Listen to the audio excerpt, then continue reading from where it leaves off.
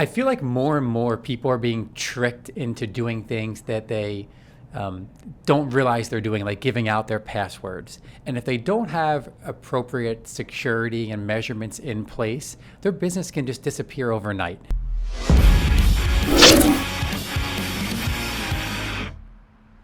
Hey everybody, welcome to the Den. CJ Bachman here. Today I am joined with Scott Fcasni. Scott is the president of SHOCK I.T support. Welcome to the Den, Scott. Thank you. Thanks for having me, CJ. Absolutely. Now, you are no stranger to being on our show or kind of coming in and talking about things. One SEO has the privilege of working on the videos for SHOCK as well. So I know you know the drill, but right now we're going to talk about something that's kind of hot and heavy out there, cybersecurity, specifically for small and medium-sized businesses. It's a hot topic right now, but especially with small businesses that are vulnerable.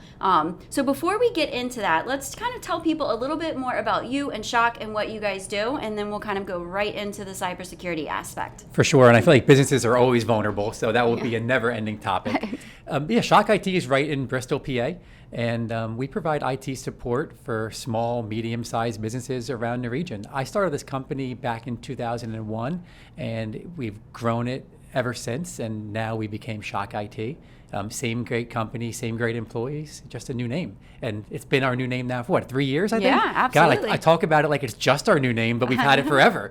So. You know what, though? And just so that people know, you have been in this business since you were a kid, right? As a high school student, I think you were part of, going out and visiting clients and kind of starting something on your own, right? One of our clients that we still have today, I actually had my mom drive me after school and drop me off at their office just so that I can fix their computers. So after school, they would wait, save all their computer problems to the day I didn't have after school activities, drop me off there at 3:30, whatever time it was, pick me up at 6 or 7, and I would just take care of all their computer issues after school. And the interesting part about it is none of my friends knew I had a business on the side when I was a sophomore and junior in high school. It's just something I did. You didn't say anything to me either. I actually found out through the client that you're mentioning. They talked about how long they knew you and all of that. So that's really awesome. And that has to help with running your business and your employees kind of understanding that you know exactly what you're doing and why the company was built and the purpose. So that's really awesome. For sure. So let's get right into it. Let's talk about this hot topic of cybersecurity and the vulnerability that so many businesses face. Why is it so important for businesses to have this type of security? I feel like more and more people are being tricked into doing things that they don't realize they're doing, like giving out their passwords. And if they don't have appropriate security and measurements in place, their business can just disappear overnight. For example, we have clients call us all the time where their email was compromised, and their email gets compromised because they're tricked into giving out their password. And what does that cause? A lot more than just somebody reading your email. They actually jump into your email and might send wire transfer notifications to the wrong company. So you think you're wiring $50,000 to a client, you're really wiring $100,000 to some hacker in, I don't know, whatever country it is. I don't want to speculate as to what country it's going to. Right. So you can't get that money back. The FBI can't help you. The bank can't help you.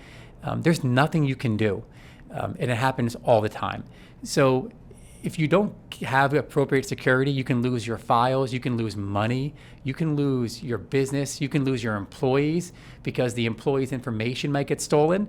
And if somebody goes onto your server and steals the salary information for all of your employees, it's pretty valuable information that recruiters might want to utilize to steal them from you. And plus, does an employee really want to work with you if they know that their information was stolen? Absolutely. So it's more important than just saying, put some antivirus on your computer because you might get a virus, we might have to wipe your computer clean and redo it. You can actually lose your company, lose hundreds of thousands of dollars. In one case, I know a company very local to here that wired $2 million to the wrong account and never got their money back. Wow. And that is life-changing money. That can actually take a business completely off the map. And then, everybody is used to kind of hearing about individuals getting their identities hacked. Like, we have someone in this building who found out that a motorcycle was bought in their name, and they had, no idea. And it takes so much time and effort and energy to kind of clean that up. So I think everybody from individuals to businesses, they know the damage that it can cause, but what are some of the warning signs that they need to look out for? Things that they can actually, do on a regular basis to either help prevent or kind of know those indicators of, hey, this isn't right, this isn't normal. Yeah, for an individual person, I think some of the best things you can do is make sure you have some sort of credit monitoring. You mentioned about the motorcycle being purchased. That was just because somebody's social security number was on the internet. That person did nothing wrong. Yeah. Their social security number was just online, and a quick Google search away, you can see where they live. Now you have their home address, you have their mother's maiden name. You can look all that up online. But what can you do? I think you should have credit monitoring to make sure no one's trying to apply for credit. Lock your credit out. There's 3 bureaus out there. Lock all 3. I think you should have on all your personal email accounts, and especially your banking accounts, 2-factor authentication.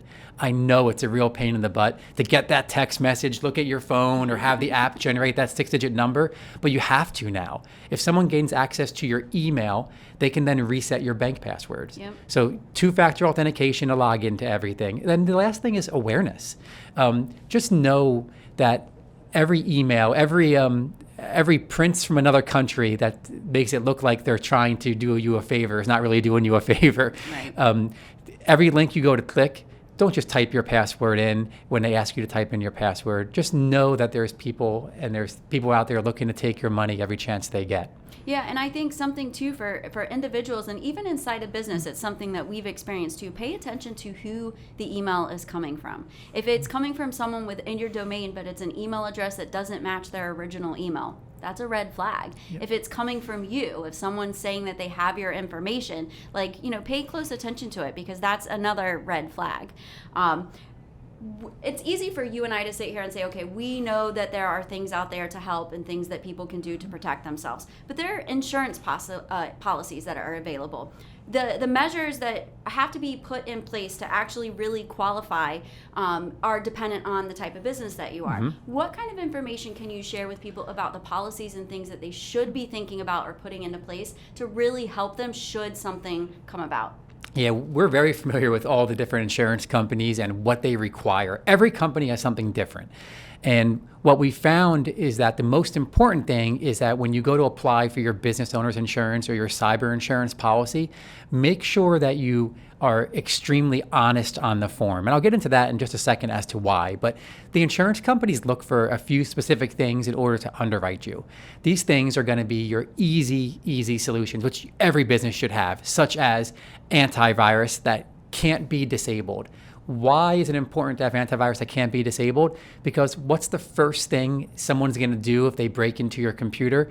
If you have antivirus, they're going to disable it. They're just going to right-click on it and disable it. If you can right-click and disable your antivirus, you don't have a good antivirus solution. That's one thing. They want to make sure you have a firewall.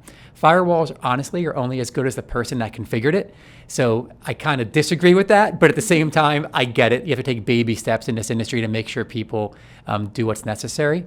They're also going to make sure that you have very granular permissions. If CJ has access to only these folders, then no one else should have access to CJ's folders unless you want them to have access to it. They want to make sure HR only has access to HR. Accounting only has access to accounting. And sometimes they even ask for proof of that. More so now, the insurance companies are also asking for something called managed detection and response. Or endpoint detection and response, MDR or EDR. They're essentially the same thing. Think of it as antivirus on steroids. It's going to monitor your network 24/7, 365, and if, God forbid, someone gets into your network and ransomware is spreading, it's going to detect it. It's going to shut down those bad people from doing bad things, or maybe shut down your employee who's doing something bad, like trying to steal all your company data, and it's going to call you. It doesn't matter if it's 2 a.m., 3 a.m., 4 a.m., they're going to call you. We're going to call you. We're going to make sure that your network is safe and back to where it needs to go before the bad things happen. Granted, having a good backup, you can get all that data back, but you're going to be down for 1, 2, 3, 4, 5 days, however long it takes to restore your backup if you don't have a good backup. And I promised I'd circle back on why it's important not to lie. I can tell you one thing about insurance companies: they don't like to pay. No insurance company wakes up in the morning and says, I want to just pay out as many claims as I can today. So it's up to you as the business owner or whoever is filling out your form to make sure that when you fill out that form, you're honest. If you check off the box that says, I have a firewall, I have managed detection and response, and then you do end up getting compromised, they come back and they do that audit, because at that point, you're starting to charge them, you're costing the insurance company tens of thousands of dollars. Mm-hmm. They're going to check. And in some cases, I've seen that they've paid for all the expenses, then came back a year later and want all that money back with interest. Yeah. They're not messing around. On those forms, just make sure you fill them out legit. We do it for our clients. We verify all those forms. Your IT company should do the same. If you don't have an IT company, find one like us or SHOCK IT ourselves to actually review those forms for you. Well, let's actually, since you're kind of talking about that, there may be businesses out there that don't have a managed IT company that, now that they're listening to you and they're kind of talking about these things, they're like, I don't have time. I want to make sure that I'm secure. What all can SHOCK do for their clients? Yep. SHOCK is more or less just an extension of your own company. When you have an IT problem, you pick up the phone, you give us a call. It could be something as simple as, I don't know how to create something in Microsoft Word, all the way down to, I need to give my employees access to files and share them. I'm having printer problems. I feel like every day we do 100 printer tickets for all of our customers. Printers are the vein of every IT company's existence. But we work as a leg or a department inside of your company, and just make sure that you have smooth operations with IT. And one of the more important roles we have is making sure that your data is safe and securely backed up. I mentioned a little bit earlier about the importance of being able to get your data back quickly in the event that it fails, and not spending 1, 2, 3, 4, 5, 6 days getting it back. That's called business continuity.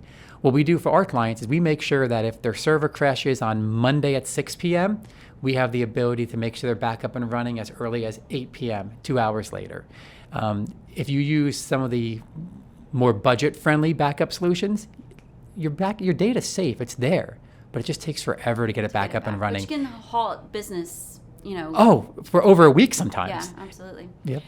So with you guys being a managed IT service, one thing that I know that your clients appreciate and that people need to think about as well is your ability to monitor the situation, right? And kind of know things are going to be potentially an issue before they are. So we're kind of talking about like maybe servers going down, things like that. So that's something people need to keep an eye out for as well, is being able to have a company that is looking out for them when nothing is going wrong, so that they can be more proactive versus reactive in the case that something does happen to fail. Yep, and in some cases, these alerts and the monitoring that we do are very simple alerts. Like if you have on your server or computer a drive that's starting to show indications that it's failing, it's going to tell us, or it's going to write an entry into the log that we can see before it tells you. Right. You're not going to know until your data's gone or your computer won't turn on, right. But we're going to know that ahead of time. Or if your internet goes out, by the time you realize that it's not just you and the whole company has no internet, we have already been alerted, and chances are we're already picking up the phone, calling Verizon for you, calling Comcast for you, trying to find out when it's going to get restored. Now, we can't get up on a pole and fix it, but, right. but we are there to answer the phone and let you know it's going to be 2 hours, 4 hours. You can then decide, do I want to send people home? Do I want to keep them there? Yeah. And our alerts also will alert us if people are doing things they shouldn't be doing on a network. Maybe assigning out permissions to some people that shouldn't have access to certain files. Yeah, and like you said, just an extension of that company. So it's great to have, it's like having an IT person sitting in your building, someone that is truly monitoring and caring about what's going on. Let's get into the final roar. And what I would like to do is I would like for you to really tell, just kind of sum up everything that we've talked about. What are the biggest steps that small businesses need to take to ensure that their data is safe? Yep. I think one of the biggest steps is to make sure that your employees are educated on ways they can protect themselves and their own personal passwords. Because let's face it, if their password for their personal email, their personal bank account is Rufus123, chances are their work password is Rufus123. So if you educate your employees on good cybersecurity practices, making sure you use two-factor authentication, making sure you change your password often. Sorry, everyone, I know you hate doing it. They're going to apply those same practices in the office, which means you're going to have better protection. So the first step is to make sure your employees are educated. Next is make sure you have that monitoring, those antivirus software, those alerts, so you stay ahead of the curve. Before problems really cause an impact to your business, you want to be able to stop those problems before they start. And I think the last thing is make sure you have multiple copies of your data, not just stored securely in the cloud, but stored somewhere where you can get it back very, very quickly.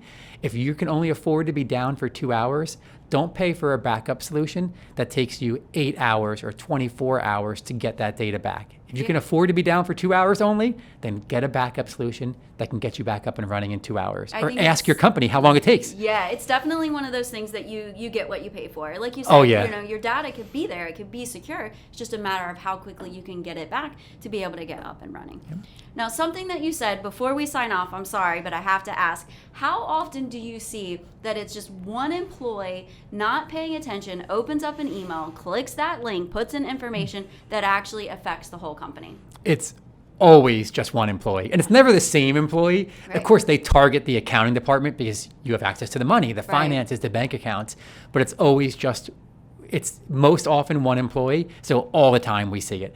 They will throw a big spider web out and try to get anyone to respond to an email, but the people that do respond, they're going to follow you and follow you and follow you. And I mean, it's funny, CJ, I think you even mentioned that people, some of your employees are getting text messages pretending to be you. Yep, absolutely. So don't fall for those either. It happens all the time. Yeah. If you get a text message, say, hey, it's CJ, I lost my phone. Can you go to Rite Aid and buy me a gift card?